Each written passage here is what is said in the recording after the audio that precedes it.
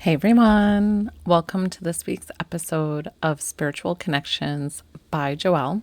This week we're going to talk about the history of psychic mediums.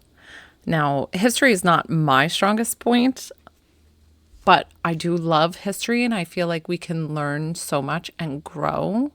We can always find out more about ourselves when we look into the past.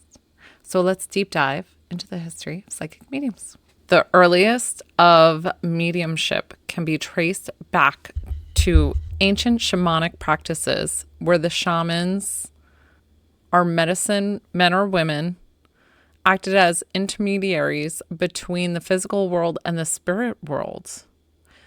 They would use drumming, chanting, fasting, or herbal substances to communicate with spirits for guidance, healing, and divination. That's fascinating. Let's talk about my personal experience in mediumship. Mediumship and psychics were definitely something that we were comfortable talking about with in my household, with family, loved ones. We went into it always, I think, with an open heart and open mind. And I still think that's a great way to be a sitter or to receive a mediumship reading, is to just open heart, open mind. I find, though, that people have a harder time with the open heart concept. I know that sounds silly, but I've had harder readings of having the sitter there, and I know that it's because their heart is so armored, so blocked off from past traumas, from whatever they've had. And I had in one of my episodes back, you'll see with Tracy, that we had to do a pause and do a quick, loving, open her heart because her family was so hard to read. She, of course, had a very open mind and really whatever will come, and believed in mediumship, but I knew it wasn't coming through because of her heart. Isn't that interesting? Now, I don't know if all mediums have that issue, but I find that it's harder to connect with your loved ones when you're closed off with your heart. Okay, so mediumship has been around for thousands and thousands of years. They've used it through the shamans, priests, or oracles. The Oracle of Delphi in ancient Greece, for example, was believed to channel messages directly from the god Apollo. And then in shamanic practices, they would go into a trance-like state to be the bridge between the living and the spiritual world. The Apollo one, that's pretty cool. The biggest era for psychic mediums is the 19th century. So late 1800s, spiritualism began to flourish, particularly in the United States and the United Kingdom. It was a time of social change, revolutionary, and people wanted answers for a lot of things that were unseen. So I think that's back when the doctors had practices that didn't really have the modern medicine to even tell if people were, or was that earlier, if they were dead or not. Remember when doctors were burying people alive because they were just in a coma or whatever. I don't know if that's the time. You guys can correct me. Listen, I told you, history is not my forte. And I think my purple aura comes out when in doing the legwork and the research. That'll only do so much. So the famous Fox sisters of New York sparked a movement in 1848. So they claimed to communicate with spirits on the other side with knocks and taps all around their home in seances. This became very popular and they became very well known.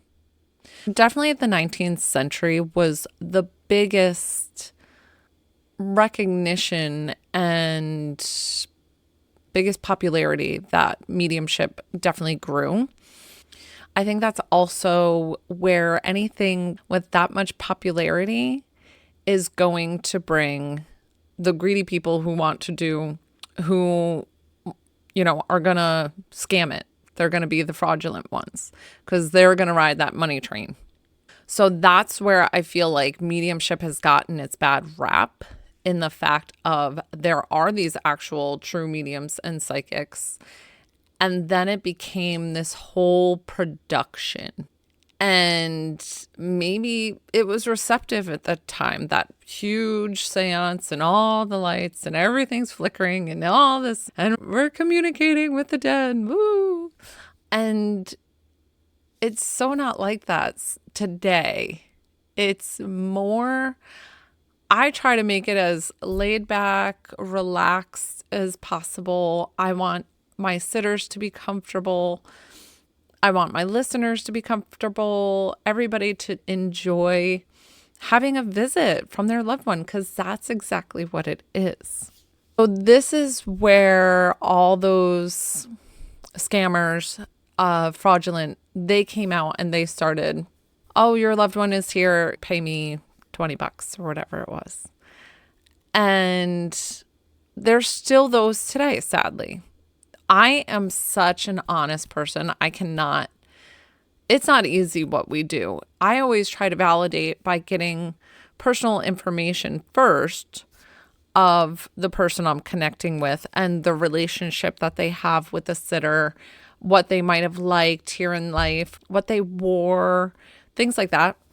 And most often I'll get those things, but sometimes I'll be off.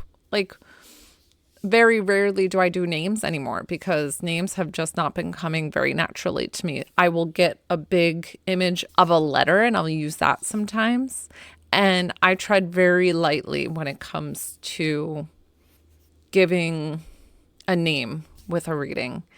The other thing I tread lightly with is psychic readings. So I think I've explained this to you guys before. Psychic readings are when I'm connecting with your energy and getting guidance. I use your spirit guides or other things to help you of financial situations, my love life, the career, all the future questions. So I always tread lightly with those because now this is going to sound like bogus, right? But totally, you guys take it for however you want.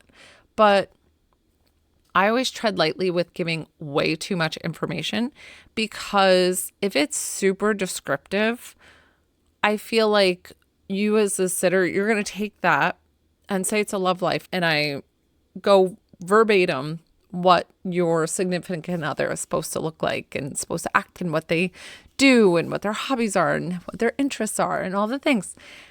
And if I do that, you're going to like harp on it. You're going to sit and be like, oh, they don't have exactly what Joelle said. They're missing 2 of the list of 10 things. So this isn't them.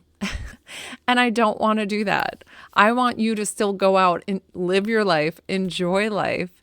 If you found love, go for it. Don't listen to me. I tell people that all the time. You don't have to listen to me. It's just as a guideline for you to give you that spark and reignite that hope that you're looking for, which is what we all need sometimes, right? That hope and love and caring.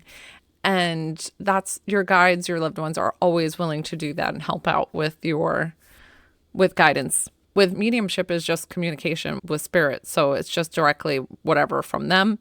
They are really funny because they'll show me the most random things and I love them.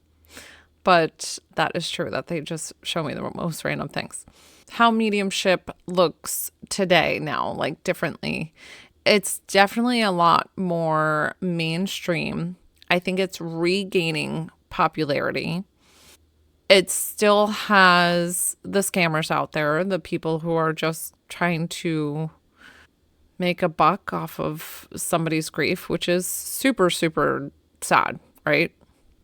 And there is a karmic wheel, and karma is definitely a thing. So if those are people out there doing that, that will come back to them tenfold.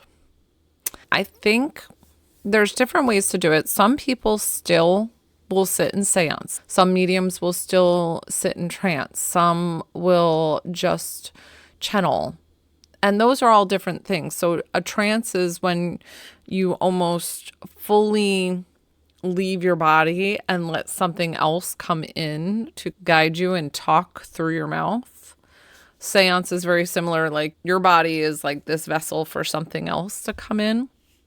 And channeling that's pretty much what I do, which is you stay fully in your body. You just leave your ego aside, and anything filtered can come through, all through the clairs, which we've talked about in a previous episode.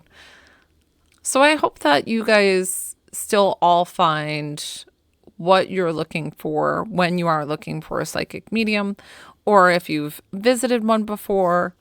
A lot of times people just do it for fun, right? Just for shits and giggles. But other people really want to focus and get an idea of things that are happening and deeply connect with the loved ones that they've lost. And I am so grateful that I get to do that for my sitters when they come to me. I'm so appreciative of all the people that trust me with their loved ones on the other side.